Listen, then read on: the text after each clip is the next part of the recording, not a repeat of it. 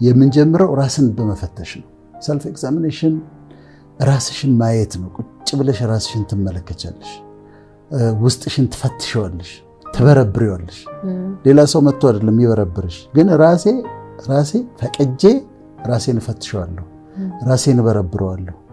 ከዛ ማሻሽላቸውን ነገሮች አሻሽላለሁ፣ መለወጥ ያለብኝ ነገሮች ደግሞ ለውጣለሁ። ከትሬት ስንጀምር ከአደጋዎቻችን ጀምር፣ ምክንያቱም በጣም አስፈሪ ስለሆኑ እኛ እንዳናድግ የሚከለክሉ አሁን ወጣቶችም ይሄን እንዲሰሩ ፈልጋለሁ። ይሄ ለሁሉም ሰው ይሆናል፣ ፕሮፌሰሩም ይሆናል፣ ለተማሪውም ይሆናል፣ ለትላልቅ ሰዎች ይሆናል፣ ለወጣቶች ይሆናል። እና ትሬቶቼ ምንድናቸው?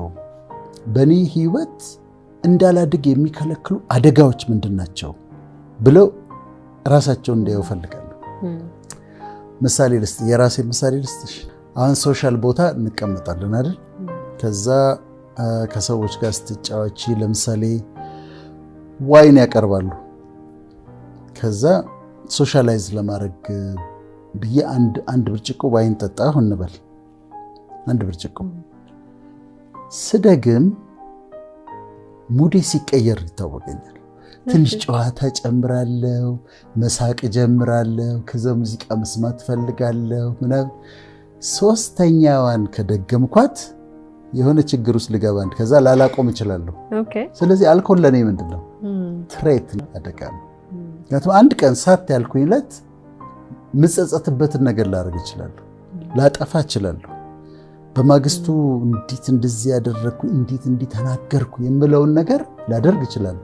ስለዚህ ለኔ ሌላ ነገር ባልሞክርም ግን አሁን ዋይኗ ራሷ ትሬት ነች። ሳያት እንደዚህ ሳያት ራሱ ተቀርታ ሳያት ትሬት አድርጌ ነው የምቆጥራት ለኔ ማለት ነው። ምክንያቱም ከደጋገምኳት ችግር ውስጥ ከተኛለች። እሺ አንዳንዴ ወደ ውጪ ሲሄድ ወይ ክፍለ ሀገር ሲሄድ ሰው አላስቸግርም፣ መኪናዬን አቆምና ራይድ እጠቀማለሁ። ራይድ ስጠቀም ሁለት አይነት የራይድ ሾፌሮች ያጋጥሙኛል። ጫት የሚቅሙ ራይድ ሾፌሮችና ጫት የማይቅሙ ራይድ ሾፌሮች ያገኛሉ። ወይም ሌላ የፈረስ እንደዚህ ክላሲፋይ ታደርጋቸዋለሽ። እነዚህኛዎቹ የሚቅሙ የሚያጨሱ ናቸው። እንትኑም መኪናውም ይነግርሻል፣ ስታጫውቻቸውም ይነግሩሻል አይደል? ከዚህ እነዚህኛዎቹ ደግሞ አይቅሙ አያጨሱም። የማይቅሙትና የማያጨሱት ራይድ ተከራይተው የሰው እየከፈሉ አይደል የሚሰሩት? እየከፈሉ ሰርተው አጠራቅመው የራሳቸውን መኪና ገዝተው በራሳቸው መኪና ደግሞ ከሰሩ በኋላ ሌላ ተጨማሪ መኪና ገዝተው ለሹፌር ሰጥተዋል። የማይቅሙት እየከፈሉ ሰሩ፣ ከዛ ያን ራይድ ገዙ፣ የራሳቸው መኪና ገዝተው በዚህ በገዙት ደግሞ ሰርተው ሌላ መኪና ትርፍ ሰርተው ለሹፌር ሰጥተዋል። እነማ የማይቅሙት። የሚቅሙትስ ያው ይሰሙናል። የሚቅሙትስ ይሰራሉ፣ ይቅሙበታል፣ ይሰራሉ፣ ያጨሱበታል፣ ይሰራሉ፣ ይጠጡበታል። ስለዚህ ይሄ ምንድነው? እንዳያድጉ ይከለክላቸዋል። እነዛ 2-3 መኪና እየገዙ ነው። የሚቅሙት ደግሞ እዛ ጋር ሊደርሱ። ጫት በህይወታቸው ትሬት ነው። አደጋዎቼ አሁን ጫት አደጋዬ ነው ይላሉ። ሲጋራ የሚያጨሱ ሰዎች አሉ። ምንም ሐኪም መሆንም አያስፈልግም ሲጋራ የሚያመጣቸውን ችግሮች ለማወቅ። ሲኦፒዲ ይባላል፣ ለኢንፌዘማ ይባላል፣ ለካንሰር አለ። በደንብ ነው ሲጋራ ከካንሰር ጋር የተያያዘ ነው።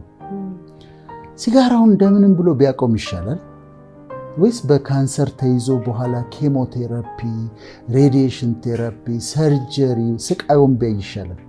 ስለዚህ ሲጋራ ትሬትህ ነው። ሲጋራ በህይወትህ ያለ አደጋ ነው። ጀጅ እያደረግናቸው አይደለም። የሚያጨስ ስለነበር የሚያጨስ ሰዎችን ጀጅ አላረግም፣ አልፈርድባቸውም። እንደሚያስቸግር አውቃለሁ። ግን በኋላ ኮንሲኩዌንስ ይጎዳሃል፣ በሽታ ያመጣብሃል። ስለዚህ ይሄ ትሬት ነው ማለት ነው። እሺ የሚቀብጡ ሰዎች አሉ ወይ? በቃ ባለትዳር ሆነው ከሌላ ሴት ጋር መቅበጥ መማገጥ ምናምን የሚያደርጉ 5 ዓመት አድርጎታል፣ ግን እስካሁን ድረስ አልታወቀበትም። የታወቀበት ስለት ቤቱ ይጎዳል፣ ህይወቱ ይጎዳል፣ ትዳሩ ይበተናል። ትሬት ነው፣ አደጋ ነው። በህይወቱ ያለ አደጋ ነው። ሌሎች ግልፍተኞች አሉ። ባገኙት አጋጣሚ ለመጣላት ዝግጁ የሆኑ አሉ እና ተጣልተው ደብድበው ተሳክቶላቸው ሊሆን ይችላል። አንድ ቀን ከነሱ የበለጠ ኃይለኛ ያጋጥማቸዋል። ወይ ይመቱና ሰው ደብድበው ይጎዳና ሰው የሞትባቸውና እስር ቤት ይገባሉ ለ20 ዓመት ትሬት ነው።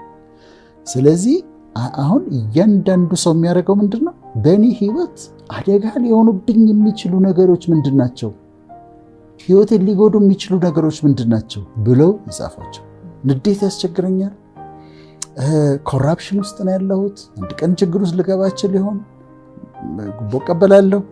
እነዚህን ነገሮች ይጽፋሉ። ትሬት አደጋዎች ናቸው ማለት ነው።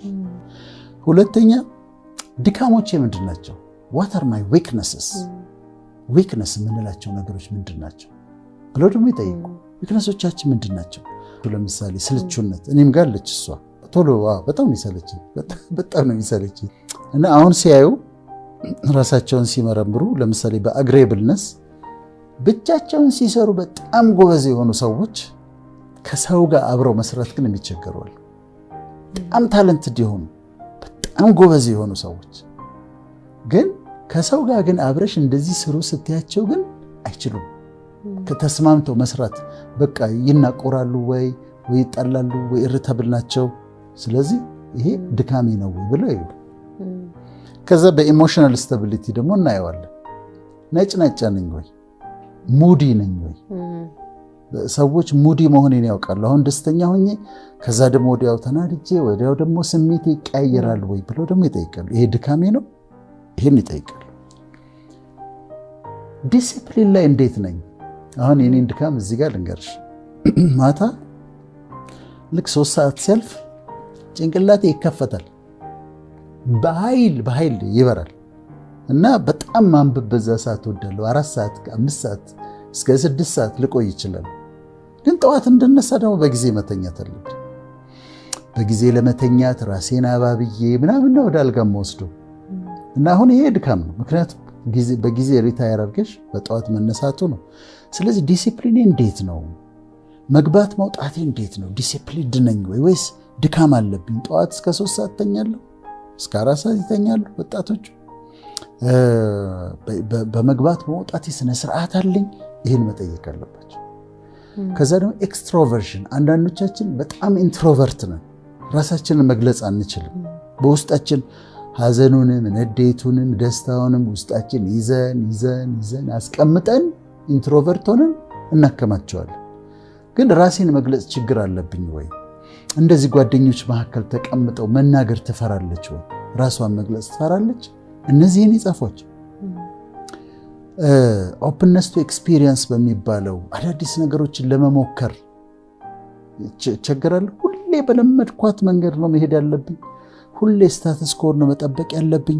ይሄንን ይላሉ እና ድካሞቻቸውን ደግሞ ይጽፋሉ ማለት ነው። የኔ ድካም ነጭናጫ ነኝ፣ የኔ ድካም ትንሽ ዲሲፕሊን ይጎለኛል፣ የኔ ድካም ራሴን መግለጽ ቸገራለሁ፣ የኔ ድካም አዳዲስ ነገሮች ለመማር ፈቃደኛ አይደለሁም ብለው ይጽፋሉ። ብሬናችንም ላይ ማይንዳችንም ላይ አንዳንድ የማንችላቸው ነገሮች አሉ። አሁን የኔን ልንገርሽ፣ እግር ኳስ አለ አይደለ? ፉትቦል ሶከር ጥቅሙን አውቃለሁ። በጣም ጠቃሚ ነው። ኢቭን በሳይኮሎጂካሊም ለምሳሌ ለጭንቀት በጣም ጥሩ ነው፣ ለዲፕሬሽን በጣም ጥሩ ነው። ቴራፒ ነው እግር ኳስ በጣም። ስለዚህ ለጭንቀት፣ ለአንዛይቲ፣ ለዲፕሬሽን በጣም ጥሩ ነው። በሶሻል ሳይኮሎጂ ፋሚሊ ቦንዲንግ ላይ ለምሳሌ አባትና ልጅ አንድ ቡድን ይደግፋሉ አይደል? ከዛ ቦንዲንግ ይፈጥራል፣ አባትና ልጅ ይቀራረባሉ። ወይ የተለያየ ጨዋታ ይኖራል፣ ሲወዳደሩ እንዲህ ሲሉ ፋሚሊ ቦንዲንግ ፋን ይፈጥራል ቤት ውስጥ ፋሚሊ። ስለዚህ አሉት ቤኔፊቶች፣ ሌላ ቀን እናወራለን ካስፈለገ። ይሄ እንዳለ ሆኖ እኔ ፍቅር እግር ኳስ እንደዚህ እያየሁ አይገባኝም። እያየሁት እንደዚህ አይገባኝም። ለምንድን ነው የሚያስቆመው እላለሁ። ዳኛው ኦፍሳይድ እላለሁ። እንዴ ሊያገባ ሲል ተንዛጋ ሲደርስ ጥግ ሲደርስ እኮ እንትን አለው አስቆመው እላለሁ። ኦፍሳይድ አይገባኝም። እና ለአንደርስታንድ ለማድረግ እንደዚህ ብዬ ቆይ ነገርማ ሳይገባኝ ብዬ ደስ ብዬ ያለው አይገባኝም። አሁን የኔ ጭንቅላት አይገባውም ማለት ነው። የእግር ኳስ ተጫዋቾች ብትጠይቂኝ እኔ እንጃ ስንት ሰው እንደምጠራልሽ አንድ 3 ሰው ጠራ ይሆናል። አንዴ የሮኒን ስም ይዤ ሮኒ የሚባል ተጫዋች አለ። ሮኒ የሚባል ተጫዋች እሱም በደንብ አውቀዋለሁ። ለምን እንዳወቅኩት ታውቂያለሽ? በእግር ኳስ ችሎታው ባገባቸው ጎሎች አይደለም። አንድ ጊዜ ሲጫወት አውራ ጣቱ ተሰበረ እና ሚዲያው ቢቢሲ፣ ሲኤንኤን የኛ ሬዲዮኖች የሮኒ ጣት ተሰበረ፣ የሮኒ ጣት ተሰበረ፣ የሮኒ ጣት ተሰበረ። ከዛ በማግስቱ የሮኒ ጣት ቶሎ ይድናል ተብሎ ይታሰባል። የሮኒ ጣት በ3 ወር ከዛ ምን ታይ ጥቁር አንበሳስን ቅልጥም ይሰበራል። እኛ ሀገር የሮኒ ጣት እንዴት እንዳነጋገረ ልነግርሽ አልችልም። ስለዚህ ሮኒን አወቅኩት ማለት ነው። ከዛ በግድ የምታውቂያቸው እነ ሜሲ ምናምን ይኖር ከዛ ውጪ አላውቅም። ስለዚህ አሁን እግር ኳስን ማየት ከዛ አሁን እግር ኳስ እያየን ከሆነ እኔ አንቺ ጎል ይገባል አይደል? አንቺን ነው የማይሽኝ ወይ ተነስተሽ ስትጮሂ ምናምን ተገርሜ የማይሽ አንቺን ነው ወይ የሚጮኸውን ህዝብ ነው የማየው። እንትን ጎሉ ኢምፕረስ አደረገኝ። በኋላ ይሄ ነገር እንዴት ነው ለምንድን ነው ኳስ የማይገባኝ አልኩና እንዲሁ ሳነብ አልበርት አንስታይን ሳይንቲስቱ ሙቪ አይገባውም ነበር አሉ። ሙቪ ቲያትርም ሙቪም ፊልም አይገባውም እና ከሱ ጋር ያይሽ ከሆነ ያደርቅሻል። ለምንድን ነው ይመታት እንዴ? ለምንድን ነው የሚሮጠው? ምን ማለቱ ነው እያለ ያደርቅሻል። ሙቪ አይገባውም። የሚገርም እና ያንዳንዶቻችን ማይንድ ማንችላቸው ነገሮች አሉ ማለት ነው። ከዛ ደግሞ አንዴ ገጠመኝን ላውራልሽ። ካናዳ ቫንኮቨር የሚባል ከተማ አለ። በዓለም ላይ ምናልባት የመጨረሻው ቦታ እሱ ይመስለኛል። በጣም ቢዩቲፉል ነው። በህንፃዎች በምናምን ሳይሆን ይሄ ናቹራል በሆነው ነገር ከካናዳ ቫንኮቨር ከአሜሪካ ደግሞ ሳን ዲዬጎ በጣም ያምራሉ። እዛ ሄድኩና የጋበዙኝ ሰዎች ሊያዝናኑኝ ፈልገው አንድ ቦታ ይዘውኝ ሄዱ። ቦታውን መሰልሽ በጣም ትልቅ ገደል ነው። በጣም ትልቅ ገደል ነው። እንደዛ ይቻላል። ምናልባት ፌኒክስ አሪዞና አንድ ገደል አለ የታወቀ። ይሄኛ በጣም እንደዚህ ስታየው በጣም ትልቅ ገደል ነው። ከዛ ወደዛ መሻገሪያው ድልድይ አለ። ድልድዩ የተሰራው ከገመድ ነው እና በእንጨትና በገመድ ነው የተሰራው። እንደዚህ እንቀሳቀሳል። በሱ ላይ ነው የምትሻገረው ለመዝናናት። ከዛ እኔ እንዲያየሁትና በቃ በዚህ ነው እንሻገረው ያሉ ተመልኮች ባኔ ያለው በዚህ ላይ አልኳቸው። ከዛ ሴቶች ነበሩ እነሱ የሮጡ ሲያልፉበት ሳይ አፍሬ ኖርማሊ የከፍታ ፎቢያ አለበት አይዲድን ነው አላውቅም ነበር። አሁን የአውሮፕላን ፎቢያ የለኝም፣ ግን ይሄ ገደላማ ነገር ለካ ፎቢያ አለ። ኦኬ ከዛ ሳይ አይ ኩድንት በኋላ እንደውም አንተ ስለ እግዚአብሔር ታስተምር የለ እንዴ ዶክተር እግዚአብሔርን አታምንም እንዴ አለኝ። አትፈታተኑ ተብሎ ተጽፏል። አትፈታተን ተብሎ ተጽፏል። ለካ አንዳንድ የሚያስፈሩ ነገሮች አሉ። ለካ አንዳንድ ማንችላቸው ነገሮች አሉ።